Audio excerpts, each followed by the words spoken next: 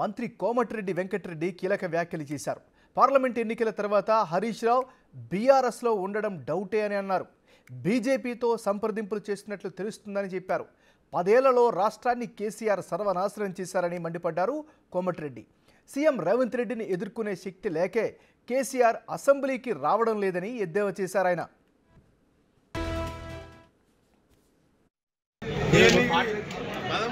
13-12 parliament సీట్లు వచ్చినాక హరీష్ రావు కూడా నాకు తెలిసి డౌట్ బీజేపీలో పోతున్నా మమ్మల్ని అయితే అడగలే. బీజేపీతో సంప్రదింపు చేస్తున్నట్టు బయట చెప్తున్నా.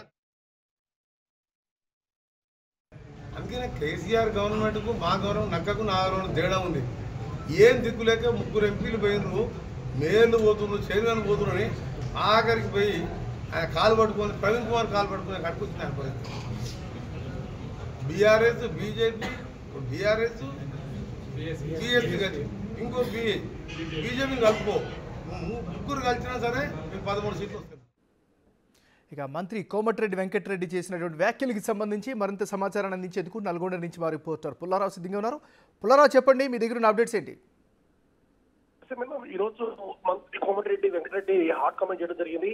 హరీష్ రావు మీద ముఖ్యంగా బీజేపీ తప్పనిసరి రావు బీజేపీలోకి వెళ్లాలని చెప్పి ప్రయత్నాలు చేస్తున్నారని చెప్పేసి కూడా హాట్ కామెంట్ చేసిన సందర్భం అయితే నెలకొందని చెప్పి ముఖ్యంగా ఇదే విషయానికి సంబంధించేసి బీఆర్ఎస్ పార్టీకి సంబంధించేసి రాష్ట్రంలో ఏమి దిక్కుతోని పరిస్థితి నెలకొన్నది. అందుకోసమే ప్రవీణ్ కుమార్ తో కూడా అతను పరిస్థితికి వచ్చాడని చెప్పేసి కూడా కోమటిరెడ్డి వ్యాఖ్యానించిన సందర్భం అయితే ఉండడం జరిగింది. ముఖ్యంగా కేసీఆర్ కుటుంబానికి సంబంధించేసి కేసీఆర్ కుటుంబంలో అంటే ఒక పరిస్థితికి వచ్చారని చెప్పేసి అసెంబ్లీకి సంబంధించేసి అప్పుడు అసెంబ్లీ కనబడ్డాడు, అదేవిధంగా కేసీఆర్ హరీష్ రావు కనబడ్డారు. అంటే ఒకరు ఉన్న చోట ఇంకొకరు ఉండరు, ఆ స్థితికి వచ్చారు. అదేవిధంగా ముఖ్యమంత్రి రేవంత్ రెడ్డిని ఎదుర్కొనే సత్తా లేకనే మాజీ సీఎం గా ఉన్నటువంటి కేసీఆర్ అసలు ఎందుకంటే కేసీఆర్ రేవంత్ రెడ్డిని ఎదుర్కొనే శక్తి లేదు, రేవంత్ రెడ్డి సంబంధించిన ప్రశ్నలకు అతని దగ్గర సమాధానాలు లేవు, అందువల్ల అతను రాలేకపోతున్నాడు అని చెప్పేసి కూడా కోమటిరెడ్డి వ్యాఖ్యానించే సందర్భం అయితే ఉంది. ఇదే సందర్భంలో కోమటిరెడ్డి ముఖ్యంగా చెప్తూ తెలంగాణ రాష్ట్రంలో కాంగ్రెస్ పార్టీని ఎదుర్కొనే శక్తి ఎవరికి కూడా లేదు, కాంగ్రెస్ పార్టీ తప్పనిసరిగా తెలంగాణ రాష్ట్రంలో ఉన్నటువంటి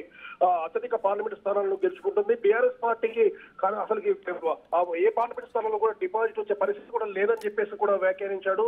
మొత్తంగా చూస్తే మాత్రం ఇటీవల కాలం అంటే ప్రధానమంత్రి రాష్ట్రానికి వచ్చినప్పుడు ముఖ్యమంత్రికి వెళ్లి కలవడం, దాంట్లో దాని గురించి చాలా వ్యతిరేకంగా వేరే రకాలుగా కామెంట్ చేశారు కేసీఆర్. ప్రధానం వచ్చినప్పుడు తప్పనిసరిగా రాష్ట్రానికి కానీ అదేవిధంగా రాష్ట్రాభివృద్ధి కోసం కలిస్తే తప్పే ఉంది. సో ఈ విధమైనటువంటి వ్యాఖ్యలు చేసి ఇదివరకు ప్రధానమంత్రి అంటే కేంద్ర ప్రభుత్వం అంటిముట్టినట్లుగా వ్యవహరించడం వల్ల రాష్ట్రాన్ని పూర్తి స్థాయిలో అధపతనం తొక్కేసింది. కాబట్టి కేసీఆర్ ఆ విధంగా ఉన్నాడు.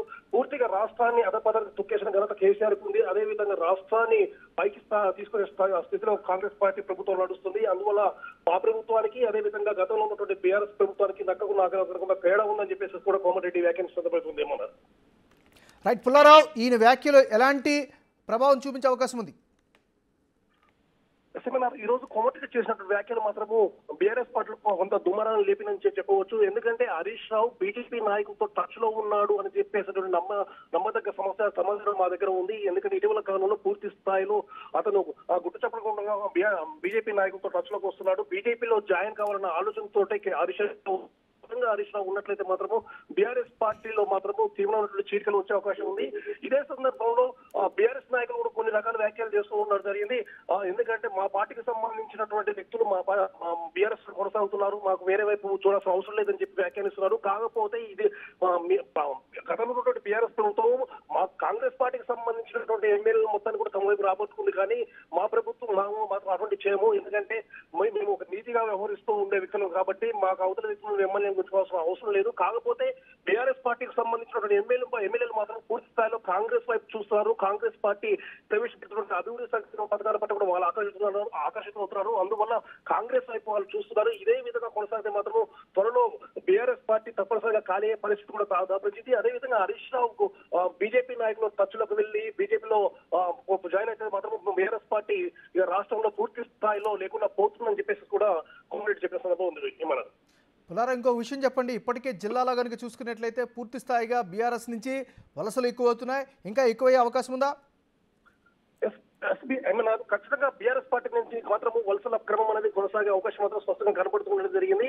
ఇటీవల కాలంలో బీఆర్ఎస్ అధినేత కేసీఆర్ కొన్ని విషయాలకు సంబంధించినటువంటి బీఆర్ఎస్ పార్టీ నాయకులకు అనేక రకాల దశ నిర్దేశం చేస్తున్నప్పటికీ కూడా కేసీఆర్ మాటలను కూడా నమ్మే పరిస్థితుల్లో మాత్రం బీఆర్ఎస్ ఎమ్మెల్యేలు లేరని చెప్పవచ్చు. అదేవిధంగా బీఆర్ఎస్ పార్టీకి సంబంధించిన ముఖ్య నాయకులందరూ కూడా కాంగ్రెస్ వైపే చూస్తున్నట్టు కూడా మనకు సమాచారం అందుతూ వస్తుంది. ముఖ్యంగా పార్లమెంట్ ఎన్నికల సమయానికి ఈ విషయాలు మొత్తం పూర్తి స్థాయిలో బయటకు వచ్చే అవకాశం అయితే స్పష్టంగా కనబడుతూ ఉండడం జరిగింది. పార్లమెంట్ ఎన్నికల తర్వాత తప్పనిసరిగా బీఆర్ఎస్ పార్టీ అనేది పూర్తి స్థాయిలో డిపాజిట్ కోల్పోయే అవకాశం ఉంది. కాబట్టి తప్పనిసరిగా మొత్తం ఉన్నటువంటి మెజార్టీ సభ్యులు మొత్తం కూడా కాంగ్రెస్ వైపు వస్తారు. బీఆర్ఎస్ పార్టీ రాష్ట్రంలో ఖాళీ అవుతుందని చెప్పేసి కూడా కోమటిరెడ్డి వ్యాఖ్యానించిన సందర్భం అయితే అదేవిధంగా ఇటీవల జరుగుతున్నటువంటి పరిణామాలు చూస్తే బట్టి కూడా అదే ఇదే విషయం అర్థమవుతుంది. ముఖ్యంగా ఉమ్మడి నల్గొండ జిల్లా వ్యాప్తంగా కూడా బీఆర్ఎస్ పార్టీలో పూర్తి స్థాయిలో ముసలం ముట్టిందని చెప్పవచ్చు. ఎందుకంటే పార్లమెంట్ స్థానాలకు సంబంధించేసి వర్గపోరు అనేది తీవ్ర స్థాయిలో కొనసాగుతుంది.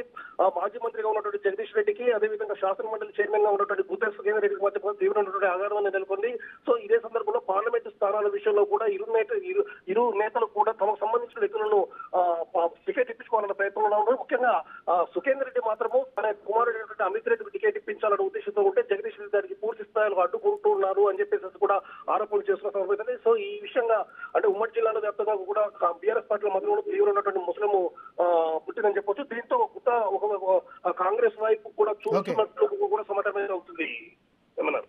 Right, thank you Pullarao.